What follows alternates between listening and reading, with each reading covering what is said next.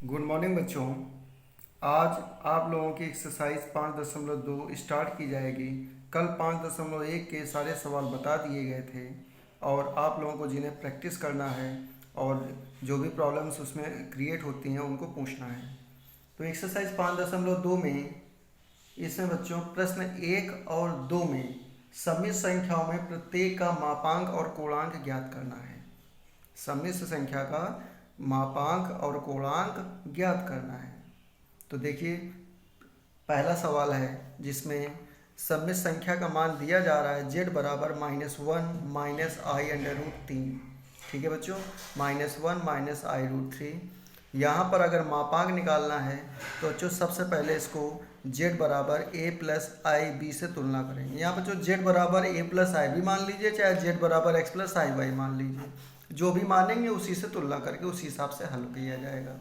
तो जैसे अगर हम ये मान के चलते हैं z बराबर a प्लस आई बी, इससे तुलना करेंगे तो बच्चों देखो a का मान हमें प्राप्त होगा -1 और b का मान मिलेगा बच्चों -√3। तो ये हमारे a और b के मान हो गए। अब मापांक जो हमने पहले थ्योरी पढ़ाए हैं उसमें बच्चों ध्यान दो, उसमें मैं मापांक का सूत्र बताया हुआ है और उसमें फॉर्मूला हमने ये बताया कि मॉड z बराबर होता है अंडर रूट में a² प्लस b², यानी अंडर रूट में वास्तविक भाग का वर्ग प्लस काल्पनिक भाग का वर्ग। तो इसमें मान पुटअप कर देंगे। तो अंडर रूट में a का मान क्या है -1 है, यहाँ रखेंगे। -1 का स्क्वायर क्या हो गया बच्चों +1, और b का मान बच्चों क्या है -√3 है, तो यहाँ रखेंगे। तो -√3 का वर्ग क्या हो जाएगा 3। अब इसको हल कर लेंगे तो 3 + 1 4 और 4 का वर्गमूल हो जाएगा 2। ठीक है बच्चों, तो यहाँ पर इसका जो मापांक है उस मापांक का मान निकल आएगा 2। तो इस प्रकार से इस फार्मूले की सहायता से आपको मापांक ज्ञात करना है। बहुत ही सरल है बच्चों, केवल आपको √a² + b² में मान रख के उसको हल कर लेना है। अब बात करते हैं बच्चों कोणांक की। कोणांक में आपको थोड़ा सा ध्यान देना होगा। ध्यान ये देना है बच्चों कि हमें साथ ये देखना होता है कि जो दी गई सम्मिश्र संख्या है वो अगर उसको क्रमित युग्म के रूप में प्रदर्शित किया जाए तो वो किस चतुर्थांश में जाएगा। जैसे यहाँ पर बच्चों ध्यान दो, z बराबर दिया जा रहा है -1 माइनस आई रूट 3, तो इसका जो क्रमित युग्म बनेगा वो बनेगा -1, -√3। तो ये बच्चों देखो दोनों ही चिन्ह माइनस में है, दोनों ही चिन्ह माइनस में हैं, इसलिए ये बच्चों तीसरे चतुर्थांश में जाएगा। किस में जाएगा बच्चों? तीसरे चतुर्थांश में। तो वही हमने लिखा हुआ है कि a का मान भी 0 से कम है, b का मान भी 0 से कम है, इसलिए a, b जो बच्चों तीसरे चतुर्थांश में स्थित है। तो यहाँ तीसरे चतुर्थांश में बच्चों ध्यान दो, हमने कोणांक का क्या सूत्र बताया था। कोणांक निकालने का हमने वहाँ बच्चों सूत्र ये बताया था कि थीटा बराबर होता है -π + अल्फ़ा। क्या होता है बच्चों? -π + अल्फ़ा। अब यहाँ सिर्फ अल्फ़ा का मान निकाल के आपको रखना है। अल्फ़ा का मान क्या है बच्चों? अल्फ़ा बराबर tan inverse mod of b/a। तो यहाँ मान रख देंगे। तो देखो बच्चों b का मान क्या है, तो ये ऊपर आपको लिखा हुआ था b का मान -√3 है और a का मान बच्चों -1 है। तो ये मान यहाँ रख दिया जाएगा। तो अल्फ़ा बराबर tan इनवर्स मॉड में -√3/-1। ठीक है बच्चों। अब यहाँ पर जब मॉड हटाएंगे तो ये वैल्यू आ जाएगी √3, तो tan इनवर्स √3 हो गया। और रूट चूँकि बाहर tan इनवर्स है तो बच्चों अंदर भी tan ही बनाना है। अंदर बच्चों क्या बनाना है? tan। तो tan क्या होता है बच्चों? tan में कितने का मान होता है √3? तो अगर हम डिग्री की बात करें तो tan 60 डिग्री का मान होता है। रेडियन में अगर उसको बदलेंगे बच्चों तो 60 डिग्री को रेडियन में बदलने के लिए π/180 से इसको गुणा करते हैं, जिससे कोई भी मान जो है जो डिग्री में मान होगा वो रेडियन में परिवर्तित हो जाएगा। और इसको जब भाग देंगे तो बच्चों यहाँ पर रेडियन में मान आ जाएगा π/3। ये कक्षा 10 में बच्चों बताया गया होगा। तो रेडियन में मान आ जाएगा π/3, तो यहाँ पर वैल्यू आ जाएगी tan π/3, यानी tan 60 या tan π/3। तो tan से tan इनवर्स हट जाएगा, कैंसिल हो जाएगा, तो यहाँ वैल्यू आ जाएगी π/3, यानी ये तुम्हारे अल्फ़ा का मान आ गया। अब इस अल्फ़ा के मान को बच्चों ऊपर इस सूत्र में रख देंगे अल्फ़ा की जगह पर। तो थीटा बराबर माइनस पाई प्लस अल्फ़ा है, तो अल्फ़ा का मान रखेंगे, इसको एलसीएम लेके हल कर लेंगे, तो कोणांक जो थीटा है इसका मान बच्चों आ जाएगा -2π/3। तो इस प्रकार से आपको किसी भी सवाल में मापांक और कोणांक को इस तरीके से हल करना है। ठीक है बच्चों, इसके बाद आगे बढ़ते हैं क्वेश्चन नंबर 3 से 8 तक के सवालों में। 3 से 8 तक के सवालों में बच्चों सभी में हमें इसको ध्रुवीय रूप में रूपांतरित करना है। किसमें रूपांतरित करना है बच्चों? ध्रुवीय रूप में। तो ध्रुवीय रूप में रूपांतरित करने के लिए सबसे पहले हमें मापांक और कोणांक निकालने होते हैं।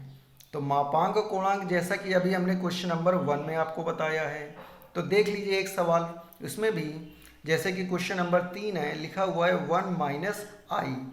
तो सबसे पहले यहाँ पर बच्चों z बराबर a प्लस आई बी से तुलना करेंगे, जिससे a बराबर यहाँ पर 1 आएगा और b बराबर बच्चों -1 आएगा।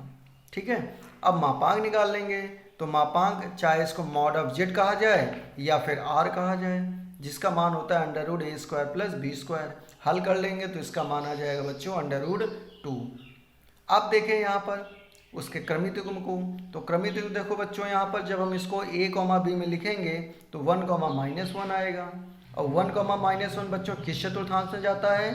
ये बच्चों चौथे चतुर्थांश में जाता है। आपको बच्चों बताया गया था पहले चतुर्थांश में प्लस, प्लस, दूसरे में माइनस, प्लस, तीसरे में माइनस, माइनस और चौथे में प्लस, माइनस। ठीक है बच्चों, तो यहाँ पर चौथे चतुर्थांश में जाएगा। और जब कोई मान चौथे चतुर्थांश में अगर जाता है तो बच्चों ध्यान दो, उसमें कोणांक थीटा बराबर सूत्र क्या लिखा जाता है? उसमें लिखा जाता है थीटा बराबर -अल्फ़ा। थीटा बराबर -अल्फ़ा। अल्फ़ा निकालने का हर बार वही सूत्र है कि क्या होता है बच्चों? अल्फ़ा बराबर tan−1 mod b/a। तो यहाँ पर b और a का हमने मान रख दिया, तो ये वैल्यू मॉड हटाएंगे तो ये वैल्यू +1 आ जाएगी। तो 1 कितने का मान होता है? tan 45 का। कितने का मान होता है बच्चों? tan 45 डिग्री का मान 1 होता है। इसको हम क्या करेंगे? रेडियन में बदलेंगे। तो रेडियन में बदलने के लिए बच्चों क्या करेंगे? π/180 से मल्टीप्लाई करेंगे। अब इसको जब हम डिवाइड करेंगे तो यहाँ पर वैल्यू आ जाएगी π/4। ठीक है बच्चों, तो π/4 यहाँ 10π/4 रख देंगे, 10 से tan−1 कैंसिल, तो -π/4 आ गया इसका कोणांक। -π/4 बच्चों आ गया इसका कोणांक। ठीक है, अब -π/4 इसका कोणांक आ गया है, तो ध्रुवीय रूप हमें निकालना है। तो बच्चों देखो, इसका जो ध्रुवीय रूप होता है बच्चों, इसका जो ध्रुवीय रूप होता है ये होता है r ब्रैकेट में cos theta plus i sin theta. यहाँ पर r जो है बच्चों ये इसका मापांक होता है और थीटा जो है बच्चों ये कोणांक होता है। तो ये दोनों मान यहाँ हम पहले से निकाल चुके हैं, ये मान यहाँ पर रख दिए जाएंगे। तो r की जगह रखेंगे √2। देखो बच्चों यहाँ पर ये r का मान हमने इसमें क्या निकाला था? √2। ठीक है, और इसके बाद में बच्चों ध्यान दो, आगे थीटा का मान यानी कोणांक निकाला था -π/4, तो यहाँ रख देंगे -π/4। तो ये आ जाएगा r की जगह √2 cos -π/4 प्लस i sin -π/4। तो ये बच्चों आ जाएगा इसका ध्रुवीय रूप, जिसको हम अंग्रेजी में भी कहते हैं पोलर फॉर्म। क्या कहते हैं बच्चों?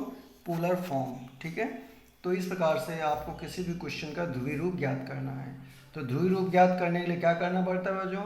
आपको उसका पहले मापांक निकालना पड़ेगा, इसके बाद कोणांक निकालना पड़ेगा, उसके बाद लास्ट में ध्रुवीय रूप जो होता है r ब्रैकेट में cos theta plus i sin theta, यहाँ पर r और थीटा का मान रख देंगे तो हमें किसी भी दी गई सम्मिश्र संख्या का ध्रुवीय रूप ज्ञात हो जाएगा। एक बच्चों और हमने सवाल इसको हल कर दिया है, क्वेश्चन नंबर 5 को। इसमें भी ध्रुवीय रूप ही ज्ञात करना है। तो ये आपके सामने पिक्चर में ये सवाल हल किया गया है, इसको आप पॉज करके देख सकते हैं और समझ सकते हैं। ठीक है बच्चों, तो इस प्रकार से आपको एक्सरसाइज 5.2 हल करके लानी है, क्योंकि 5.2 में बस इतना ही है कि आपको मापांक और कोणांक ज्ञात करना है और उसको ध्रुवीय रूप में रूपांतरित करना है। तो ये पूरी प्रश्नावली भी आपको ख़त्म करनी है। इसके बाद मिलते हैं अगली एक्सरसाइज में। धन्यवाद बच्चों।